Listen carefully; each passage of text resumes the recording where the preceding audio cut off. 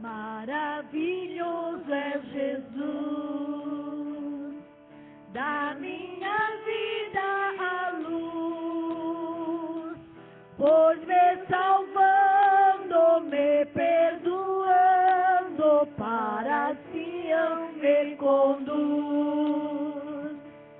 Maravilhoso, sim, maravilhoso é Cristo, pois salvou-me a mim. Maravilhoso e muito glorioso é Cristo que vive em mim. Nunca podia saber qual é o grande prazer do que perdido, arrependido, a graça vem receber. Maravilhoso, sim, maravilhoso é Cristo, pois salvou-me a mim. Maravilhoso e muito glorioso é Cristo que vive em mim. Ele nas trevas me achou, eternamente me amou. Vida abundante, gozo bastante tenho por quem me salvou. Maravilhoso, sim, maravilhoso é Cristo, pois salvou-me a mim. Maravilhoso e muito glorioso é Cristo que vive em mim. Cristo é tudo pra mim, também será para ti. Vou caminhando, sempre louvando, pois Ele salvou-me a mim. Maravilhoso, sim, maravilhoso é Cristo, pois salvou-me a mim. Maravilhoso e muito glorioso é Cristo que vive em mim. Aleluia. Colocamos de pé, meus irmãos, vamos receber o nosso pastor nesse momento, que estará ministrando a palavra de Deus aos nossos corações.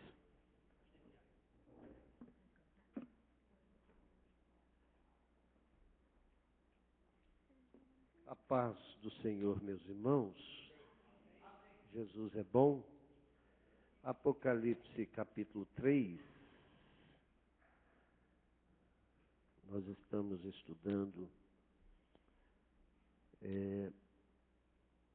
Apocalipse, ao menos vendo os versículos de Apocalipse. E hoje estamos no capítulo 3, a partir do versículo 14, que diz: ao anjo da igreja em Laodiceia escreve: estas coisas diz o Amém, a testemunha fiel e verdadeira, o princípio da criação de Deus. Conheço as tuas obras, que nem és frio nem quente. Quem dera fosses frio ou quente. Assim, porque és morno, e nem és quente nem frio, estou a ponto de vomitar-te da minha boca. Pois dizes: estou rico e abastado, e não preciso de coisa alguma, e nem sabes que tu és infeliz, sim, miserável, pobre, cego e nu. Aconselho-te que de mim compres ouro refinado pelo fogo para que te enriqueças, e vestiduras brancas para te vestires, a fim de que não seja manifesta a vergonha da tua nudez, e colírio para ungires os olhos, a fim de que vejas. Eu repreendo e disciplino a quantos amo. Sê, pois, zeloso e arrepende-te. Eis que estou à porta e bato. Se alguém ouvir a minha voz e abrir a porta, entrarei em sua casa e cearei com ele, e ele comigo. Ao vencedor, dar-lhe-ei sentar-se comigo no meu trono, assim como também eu venci e me sentei com meu Pai no seu trono. Quem tem ouvidos, ouça o que o Espírito diz às igrejas. Amém. Assentai. Deus abençoe. Graças a Deus. Amém? Nós estamos hoje olhando um pouquinho para a carta de Laodiceia,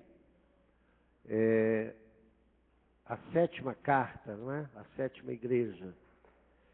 E encontramos aqui algumas expressões interessantes, algumas já vistas, mas que sempre se renovam e nos trazem verdades para a nossa vida. Laodiceia era um vale, estava situado no vale de Lico, na Ásia Menor, e tinha 3 cidades principais: Colossos, conhecida por suas fontes de água fria, água mineral, e Herápolis, conhecida pelas suas fontes de águas termais, e Laodiceia, conhecida pela igreja como a igreja morna, que causou enjoo no Senhor, não é? Jesus. Bom, a carta começa ao anjo da igreja em Laodiceia, e nós já vimos que aqui trata-se daquele que o Senhor confiou a tarefa de ministrar, de ensinar, de trazer a palavra para o alimento da igreja, aquele que está responsável de ensinar o povo o caminho de Deus. É aqui tratado pelo Senhor como anjo da igreja, como aquele que está encarregado desta missão, a missão de conduzir o povo pela verdade, pela palavra. E ai dos pastores, diz lá Ezequiel, não é? O profeta Ezequiel, eles ai dos pastores que se apacentam a si mesmos. Ai dos pastores que são, na verdade, lobos, não é? Que estão ali para alimentar-se simplesmente da ovelha e não para pastorear a ovelha. E Paulo admoesta aos pastores, ensinadores, pregadores, aos anjos da igreja, dizendo que a quem muito é dado, muito é exigido. Portanto, a nós que ministramos, a mim que pastoreio, a mim que tenho a função, para mim, que fui colocado nesta posição de ensinador, preciso atender com cuidado para as verdades da palavra de Deus. Porque senão eu serei cego e conduzirei cegos. Por que a Bíblia diz isso? Porque o crente ou a ovelha, a irmã pregou aqui num domingo desse um pouquinho sobre a ovelha. A ovelha, ela simplesmente segue o seu pastor. Ela simplesmente segue, ela não tem decisão própria. Nós, como ovelhas do Senhor, nós somos guiados pela palavra. Nós não temos um caminho nosso, um caminho próprio, um caminho que nós criamos. Nós seguimos o caminho do Senhor. E se alguém ensina esse caminho do Senhor erradamente, a ovelha vai pelo caminho que estão lhe mostrando. Por isso, esses falsos ensinadores, que a Bíblia diz, falsos pastores, falsos ensinadores, têm levado muita gente à perdição. E eles então seguem esse pastor para o caminho errado. Mas eu quero, com a graça de Deus, ser um pastor que ensine a verdade da palavra de Deus, como ela é, como ela diz. Não importa se muitas vezes as minhas palavras forem duras, forem claras, forem objetivas, e confrontar a sua vida, e dizer para você, você está errado, você está em pecado, o teu caminho não é o caminho para o céu, o teu caminho é um caminho de engano. Se eu ter que dizer esta verdade, a direi pela Bíblia, não verdade minha, não verdade da minha cabeça, mas verdade da palavra do Senhor. Então o Senhor olha para a igreja de Laodiceia e diz: ao anjo da igreja falo ou revelo estas verdades. Vocês creem que o Senhor ainda revela ao seu ungido a verdade da sua palavra? Amém? Aleluia. Então ouça. Não ouça qualquer pastor, não. Ouça pastor que você conhece. E como é que eu conheço o pastor? Pelos frutos. Pelos frutos conhecereis. Como ele age, como ele vive. Eu estou aqui entre vocês, 13 anos, nesta igreja, convivendo, ensinando, falando, vivendo com a minha família.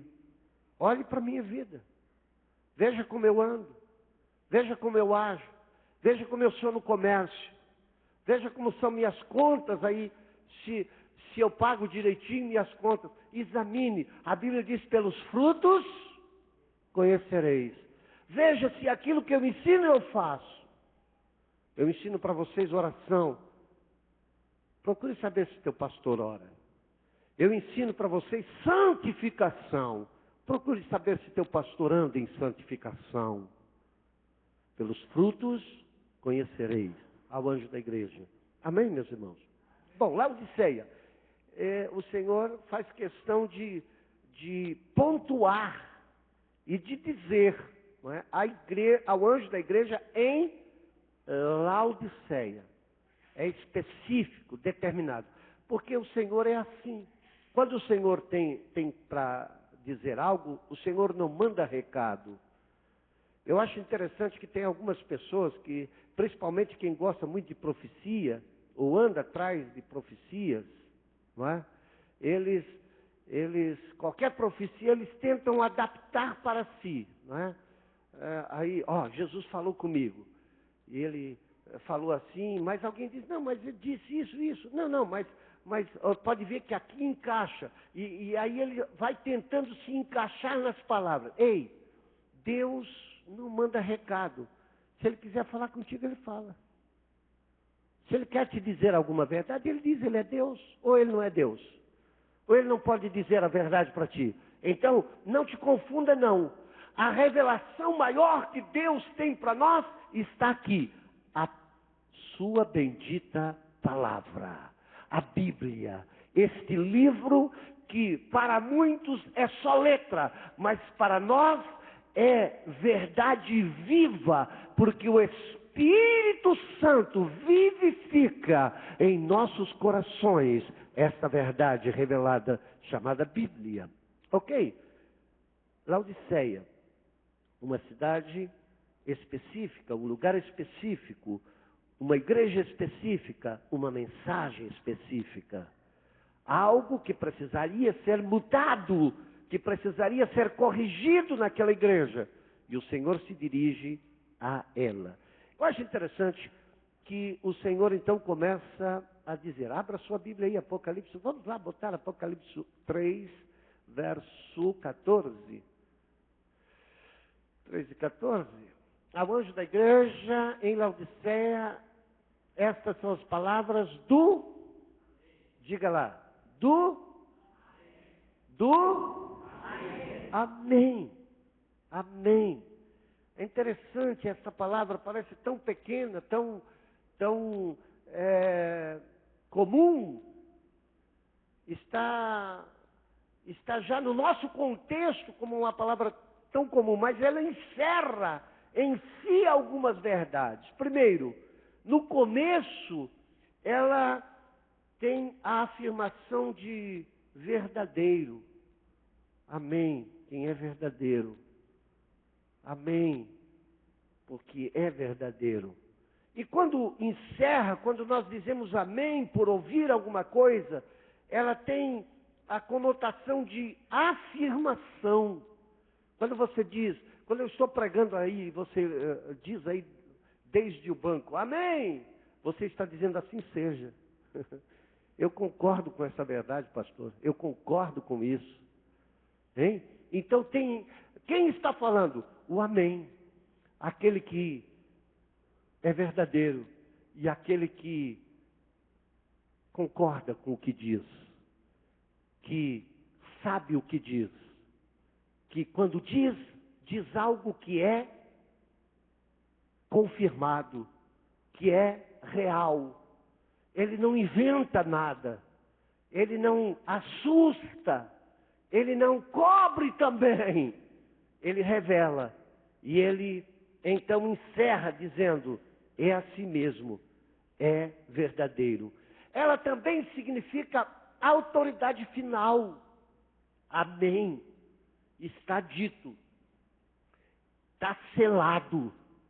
Portanto, quem fala é aquele que tem a absoluta autoridade. Quantos confirmam comigo que ele é absoluto em autoridade? No verso 14 ainda, o amém, vírgula. Como é que continua? A testemunha fiel e verdadeira. Acho interessante que a Bíblia traz algumas verdades ou revelações assim sobre Deus, interessante. Você quer ver? Concernente ao teu casamento. Concernente ao teu casamento. A Bíblia diz assim, Deus diz de si mesmo, eu sou testemunha da mulher da tua mocidade. Ou seja, quando você estava casando lá e prometendo amor, fidelidade, companheirismo, cuidado, o Senhor, na sua palavra diz, eu fui testemunha. Eu estive lá ouvindo o que você disse. Você não falou simplesmente para o pastor, ou seja quem for, que esteve lá naquele momento. Você falou para sua esposa, falou para as pessoas que estavam ali como testemunhas, e falou, e eu ouvi, e eu sou testemunha. Ou seja, o que Deus está dizendo, ei, eu sou testemunha da tua situação, e sou verdadeiro, eu não acrescento nem diminuo. Eu digo exatamente como você é. Eu digo exatamente como você está. Eu digo exatamente o que você tem. Eu digo exatamente o que você faz. Eu sou testemunha dos teus atos. Eu sou testemunha. Eu posso testemunhar as tuas palavras. Eu posso testemunhar do que você faz. E a Bíblia é mais interessante ainda, porque ela diz assim, toda palavra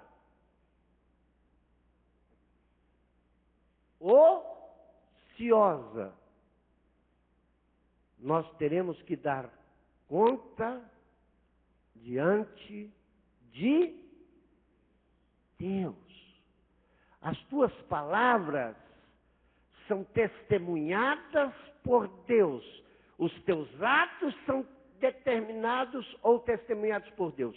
Bom, vamos pegar um exemplo prático e bem conhecido da Bíblia. Jacó, ele disse para o seu pai, eu sou Esaú. Mas a voz é de Jacó. Não, mas eu sou Esaú. Mas, chega aqui perto. deixa eu apalpar os teus braços, porque o velho já estava cego, não enxergava. Ele botou um pelo sobre o seu braço para enganar o seu pai, porque o seu irmão Esaú era peludo, tinha muitos pelos, e ele era liso, diz a Bíblia. Então, quando ele chegou perto, o pai passou a mão no braço e disse: pois é, a voz é de Jacó, mas o braço é de Esaú. Ok. Passaram-se alguns anos. Jacó volta para sua terra e está no Vale Jaboque. E ele encontra-se com Deus. Ele tem um encontro com Deus. E quando ele encontra-se com Deus, ele não perde a oportunidade. Diga comigo assim: eu nunca vou perder a oportunidade quando Deus me der. Faça isso, meu filho, não perca não. Se precisa, agarre Deus com toda a tua força. Pode ser que tu vá sair mancando. Pode ser que alguma coisa vai quebrar, até os ossos vão quebrar no teu corpo. Mas que quebre osso, mas não deixe a oportunidade passar. Bendito seja o Senhor. Bom, ele agarrou o Senhor. O Senhor disse: me deixa. Não, não te deixarei. Bom, qual é o teu nome?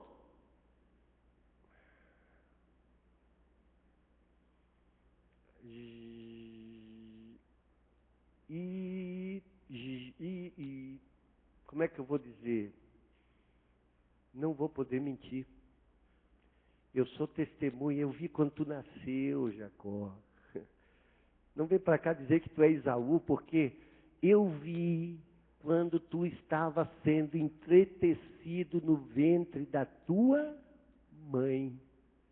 Quando nem o osso ainda havia, garoto, eu já te conhecia.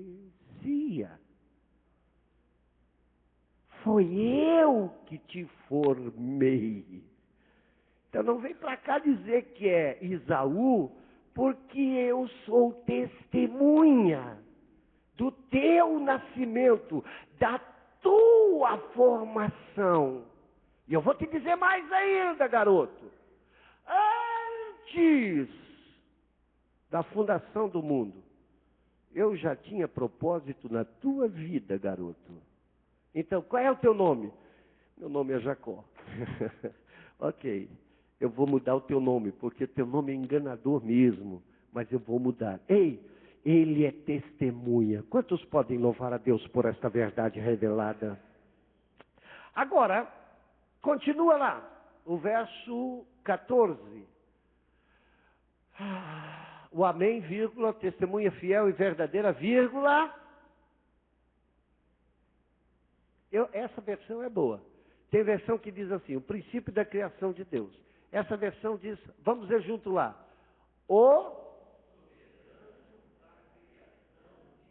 essa é a versão mais lógica, porque tem versão que diz o princípio da criação de Deus. E alguns que gostam de torcer a verdade da palavra de Deus, veem com que o Senhor Jesus foi, na verdade, criado. Ele foi o primeiro a ser criado. Isto é ilógico pelo que a Bíblia diz a respeito de Jesus. Principalmente, nós temos uma verdade revelada em João, capítulo 1, a partir do versículo 1, que diz: no princípio era o Verbo. O Verbo estava com, e o Verbo era, e todas as coisas, diga comigo, todas, algumas, todas, algumas, todas, algumas. Tem diferença entre todas e algumas? Tem ou não tem? Bom, então a Bíblia diz: todas as coisas foram feitas por Ele, e sem Ele, nada do que foi feito se fez. Portanto, é ilógico ilógico pensar que o Senhor foi criado. Jesus é eterno. Jesus não veio a existir. Ele é a existência.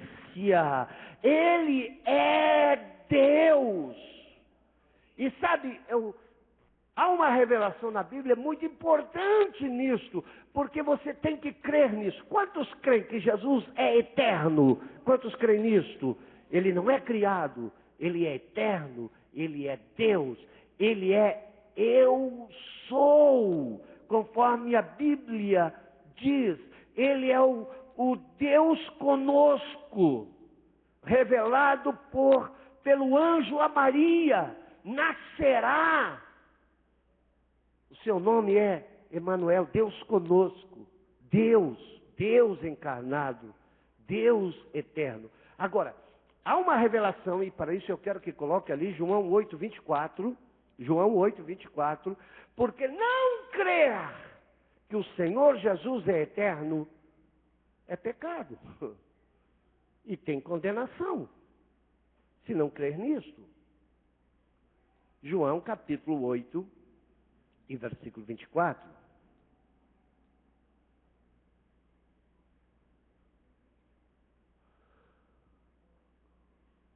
Está na Bíblia, meu filho.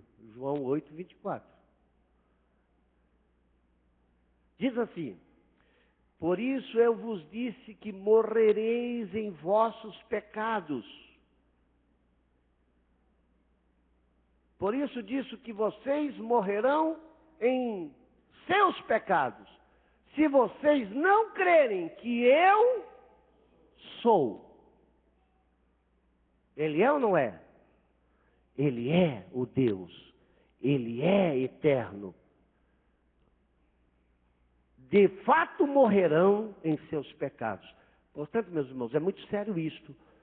Então, quando diz ali o princípio da criação de Deus, está dizendo exatamente isto, que ele é aquele que criou no princípio todas as coisas, aquele que começou todas as coisas, porque ele é antes de existir qualquer coisa. Foi ele que fez o céu e a terra. Eu fiquei esses dias assim, até preocupado com aquela menina. Eu até botava muita fé nela, aquela candidata a presidente, a Marina.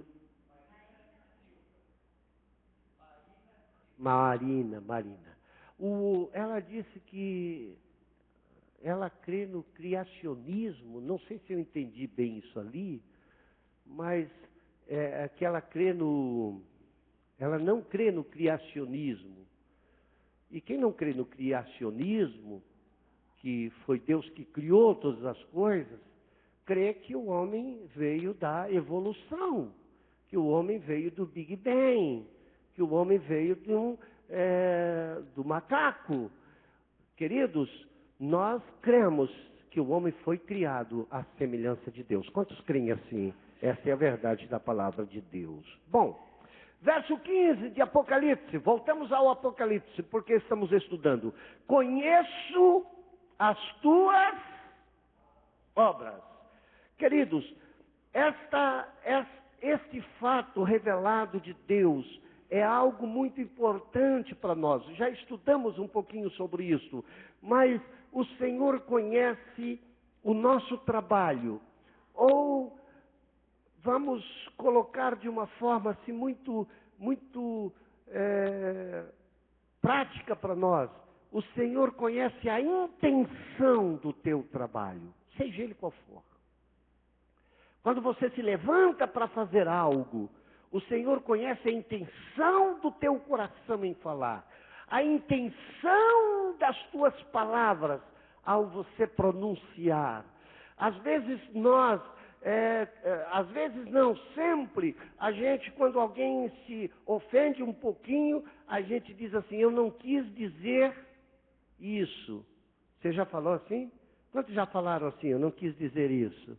Todos nós já falamos, não é? Não, eu não quis dizer bem isto. Bom, a verdade é que muitas vezes nós mesmos não nos damos conta do que estamos dizendo, do que estamos fazendo, da obra que estamos fazendo. E às vezes aquilo que estamos fazendo é prejudicial, não somente a nós, mas prejudicial a nós, a nossa família, prejudicial à igreja, prejudicial ao nosso patrão. Então o Senhor, quando diz assim, conheço as tuas obras, Ele está dizendo, eu conheço a intenção da realização do teu trabalho, daquilo que você faz. É por isso, meus irmãos, que nós precisamos constantemente dizer, Senhor, guia a minha vida, dirige a minha vida, dirige os meus lábios, toma conta do meu agir. Quantas coisas que a gente faz e se arrepende e depois colhe a semeadura daquilo que fez, com prejuízos tão grandes. Se nós colocarmos ou começarmos a colocar cada vez mais a nossa vida sob a orientação total de Deus, Deus vai nos guiar pelo seu caminho e vai dizer, ei, não faça isto. Mesmo que você aparentemente está bem intencionado, não vai servir, não vai ser bom para ti. Eu tenho algo melhor para a sua vida. E aí nós poderemos ser muito melhores e glorificar o nome do Senhor em nossas ações. Eu conheço as tuas obras, o teu trabalho, as intenções do teu trabalho. Aleluia. Quantos estão compreendendo a palavra do Senhor? Aleluia. Aleluia. O Salmo 139, verso 24. Eu gosto quando o salmista diz, 23 e 24, diz assim, Senhor, sonda-me e conhece os meus caminhos e vê se há em mim algum caminho mau. E guia-me pelo caminho eterno, pelo caminho da tua vontade. Bom, aí o Senhor, neste versículo do 15, que está no quadro, que já foi tirado, mas está no quadro, que diz assim, que nem és frio nem quente. Que não és frio nem quente. Sabe, meus irmãos, a medida da nossa vida espiritual, só Ele mesmo pode medir.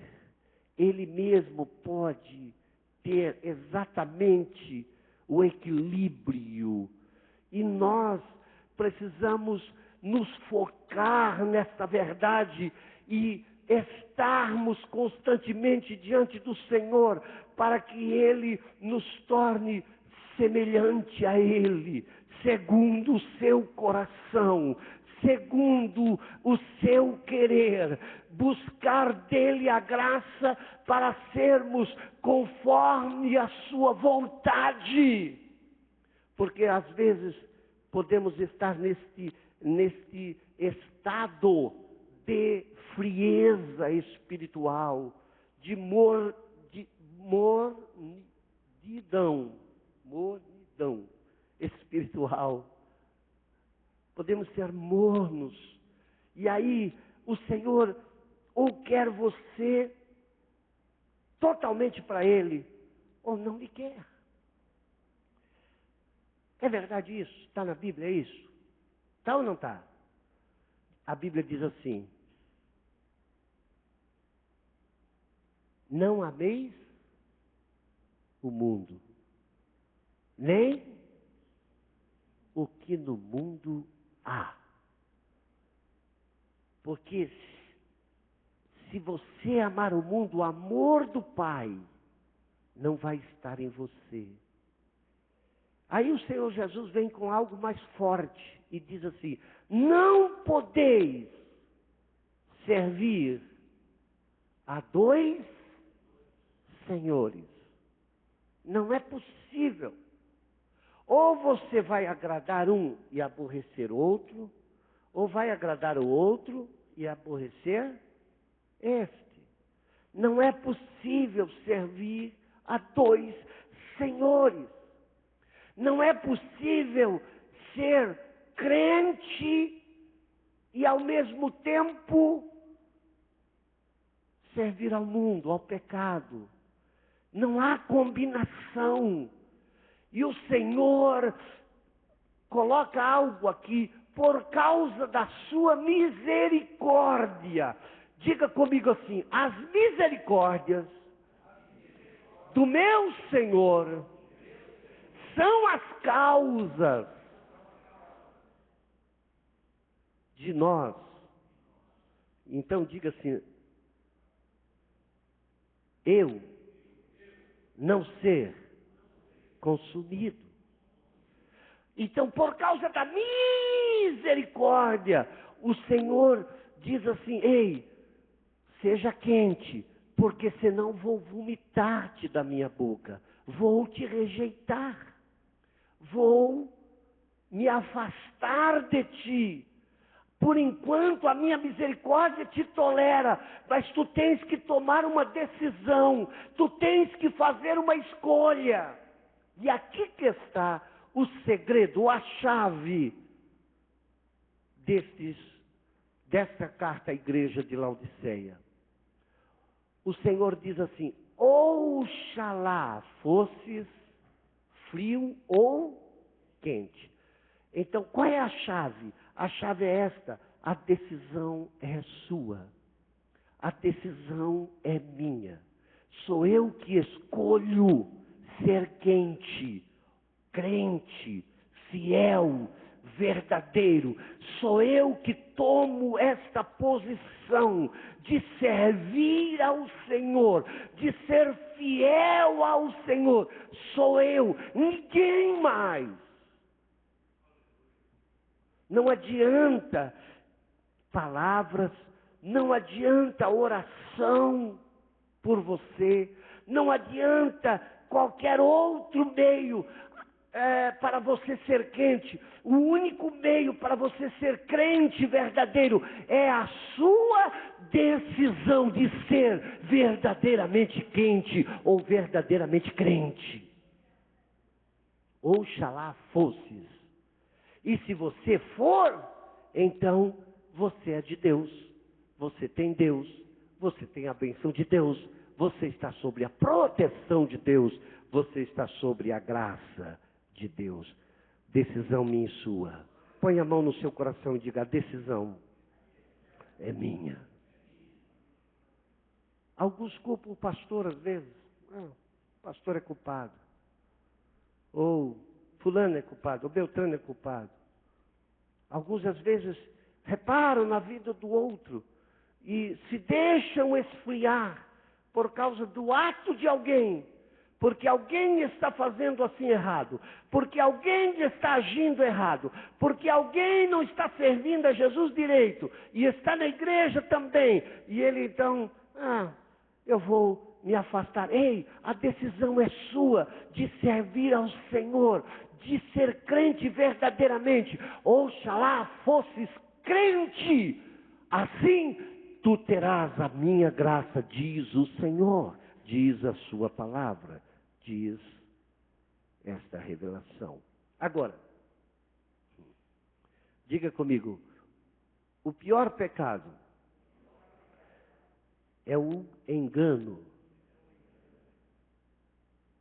O Senhor diz para a igreja no verso 17, diz assim, Apocalipse 3,17, você diz, vamos ler juntos lá? Todos juntos, leia comigo. Você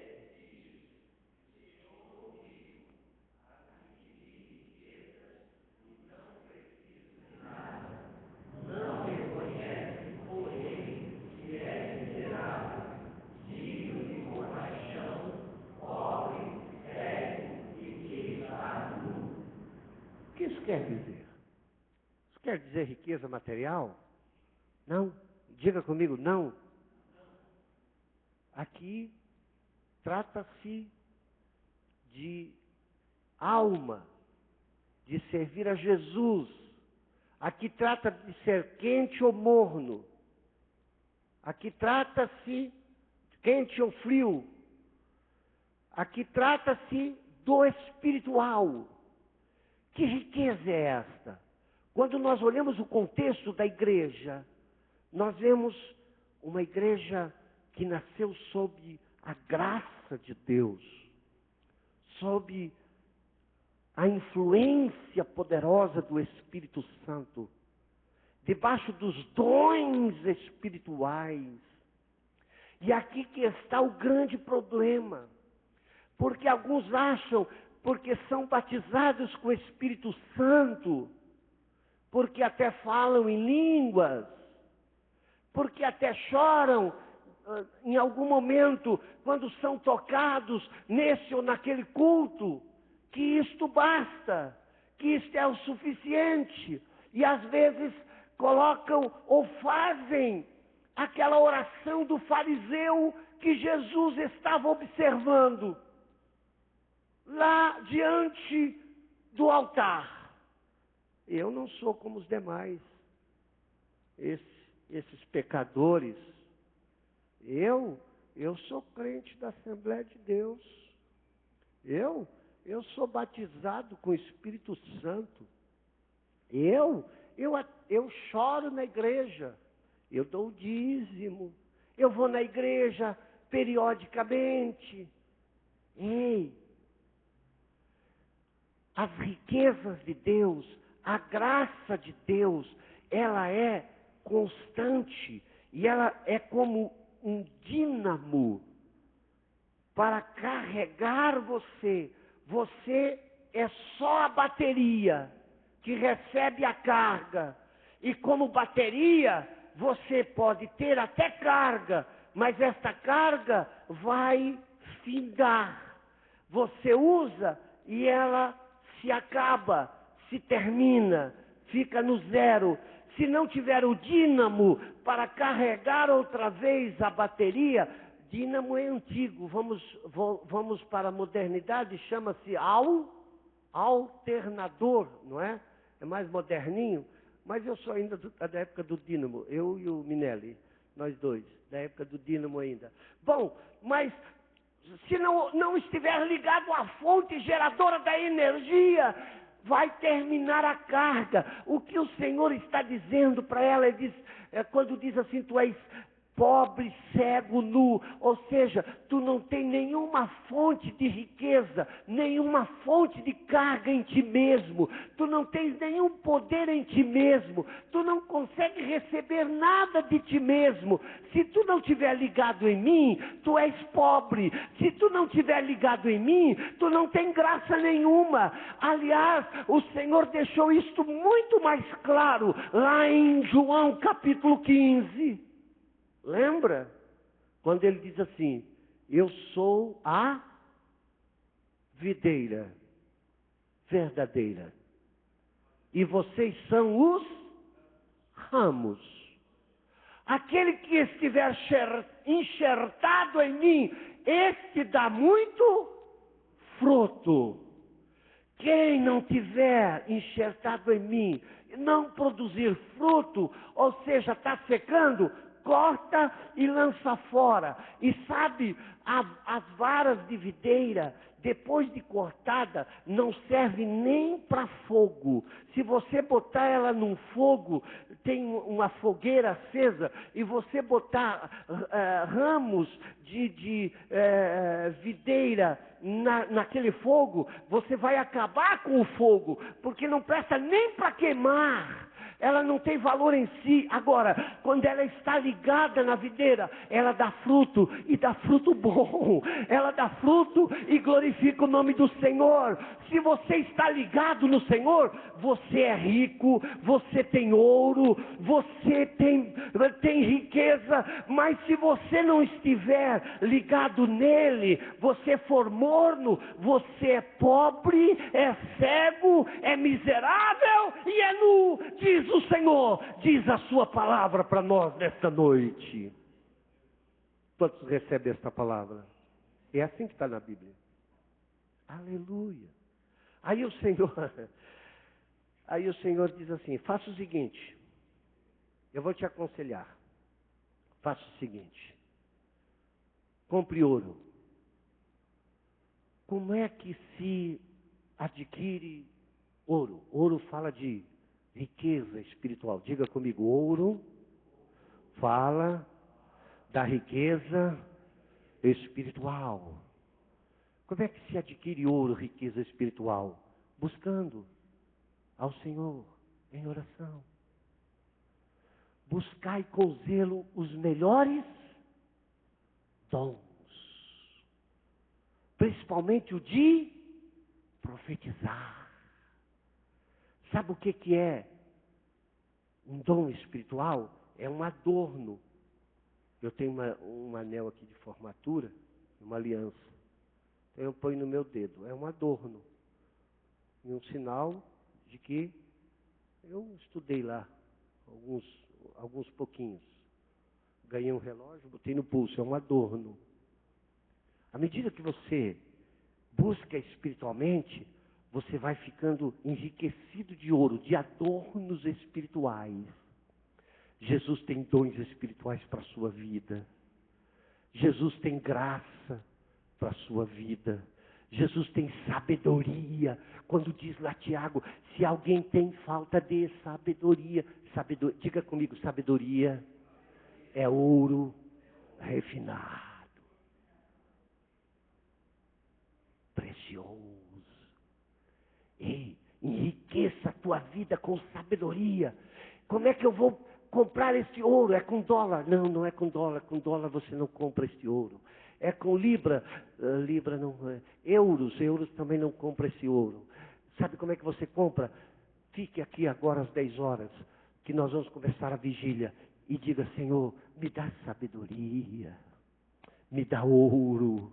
Me enriqueça espiritualmente. E à medida que o Senhor diz, eu te aconselho que compres de mim ouro refinado, ouro precioso. Jesus tem ouro para te enriquecer, para te deixar cada vez mais rico espiritualmente. Pode ser que você não tenha nem um sapato novo para colocar. Pode ser que você tenha que pagar aluguel para morar, porque você não tem casa própria. Você não conseguiu comprar a sua casa própria. Mas se você receber esse conselho de Deus, eu quero te dizer, você é rico, rico espiritualmente, rico aos olhos de Deus, rico conforme o coração de Deus. Você não é pobre, não é cego, não é nu. Você é rico porque você buscou de Deus a riqueza verdadeira.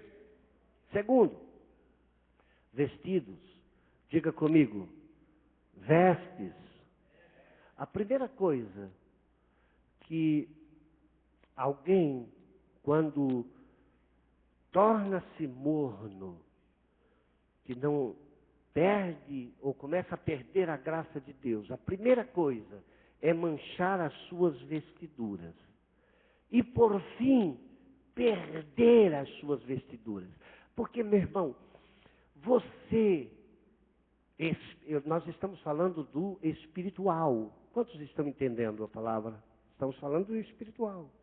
Quando você é salvo, você recebe uma vestidura chamada vestidura de salvação. Diga comigo, vestiduras de salvação. Você está vestido com estas vestiduras de salvação. Você está com vestidos de salvação. Bom, estes vestidos é a tua identidade espiritual, que te faz diferente aos olhos de Deus. Quando Deus olha para o mundo, Deus os vê nu, espiritualmente falando. Eles estão nu, eles estão sem graça. A primeira coisa que Adão viu quando pecou foi que estava nu. A primeira coisa que ele percebeu. Ele não percebeu diferença nenhuma. O jardim continuou o mesmo. Não havia espinhos ainda, não havia abrólios ainda, não havia a terra seca ainda, estava o mesmo jardim, as mesmas árvores, a mesma beleza, a mesma glória, tudo estava igual, mas após o pecado, o que ele viu foi que estava nu. Diga comigo, ele viu que estava nu. E os homens continuam nu diante de Deus. Desta forma, quando Deus olha o mundo, Deus os vê nu, sem salvação, sem vestiduras de salvação. Aí, o dia que você aceitou Jesus, levante a mão assim comigo. Deixa eu ver a sua mão levantada.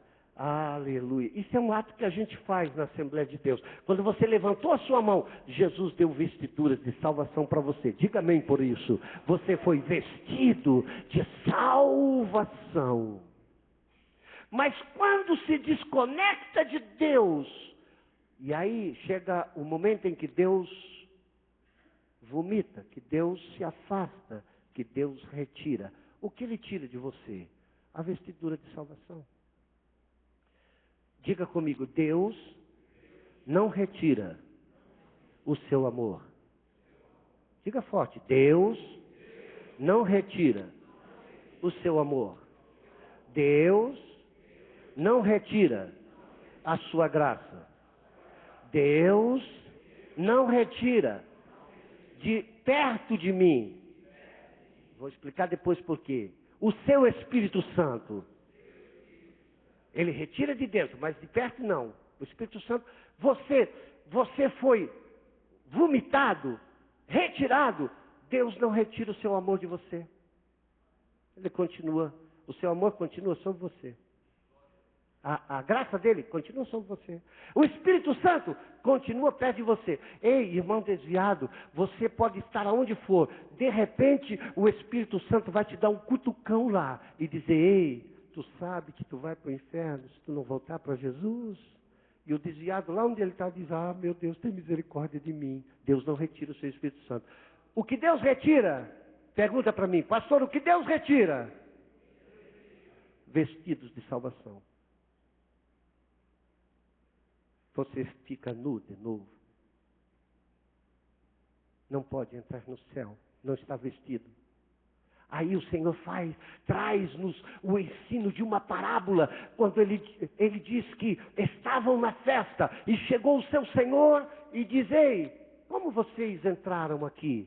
Como é que vocês estão aqui? Vocês não têm vestiduras de festa? Como é que vocês estão aqui na festa? Não é que, ei, tira eles, amarre-os, jogue-os fora. Aqui só com vestidura. Diga comigo, para o céu, onde eu estou indo, só vestido com vestiduras de salvação. Aleluia. Aí o Senhor diz assim, compre vestido, compre outra vez a tua salvação. Como é que eu compro? Aí o Senhor responde para nós, e você conhece, ei, vinde, sem, diga assim, comprai, sem dinheiro e sem preço. Aleluia. Você pode vir e dizer, Jesus, tem misericórdia. Ele coloca outra vez vestiduras de salvação sobre a sua vida. Aleluia. Aleluia. Ei, eu quero dizer algo a mais. Tem muita gente da igreja que às vezes estão aqui, mas não estão vestidas. Olhe para ver se você está vestido. Quem está vestido sente a alegria da salvação, sente a esperança da salvação na sua vida. Terceiro, amém? Tá bom estudarmos assim a Bíblia? Amém? Terceiro, o Senhor diz assim, ponto e vírgula, nudez, ponto e vírgula, juntos. e... Vamos lá, juntos. E...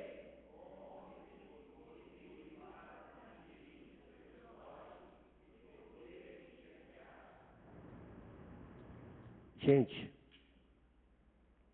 uma das coisas poderosas no mundo espiritual é você poder ter olhos espirituais. Diga comigo, eu preciso do poder da visão espiritual.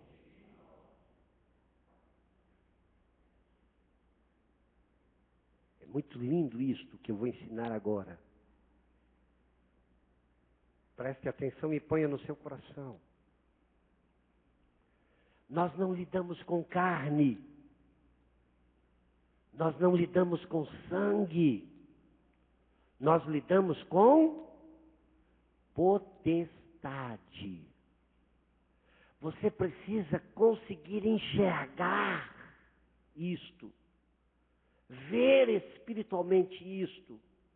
Tem coisas que chegam diante de você que são diretamente do inferno. E por você não ter esta visão, este colírio para ver, você muitas vezes quer brigar com a carne, quer brigar com o homem, quer brigar com o seu patrão, quer brigar com a sua esposa, quer brigar com o seu filho, mas não é o seu filho, não é a sua esposa, não é o seu patrão, não é nem o seu pastor, porque até ele pode ser um instrumento deste para vir, para lhe tentar. Muitas vezes, quem está ali é Satanás, exatamente como chegou em Jesus. Olha como é simples isso. Pedro olha para Jesus e diz: Jesus, tu és o Cristo, o Filho do Deus vivo. Jesus olha para Pedro.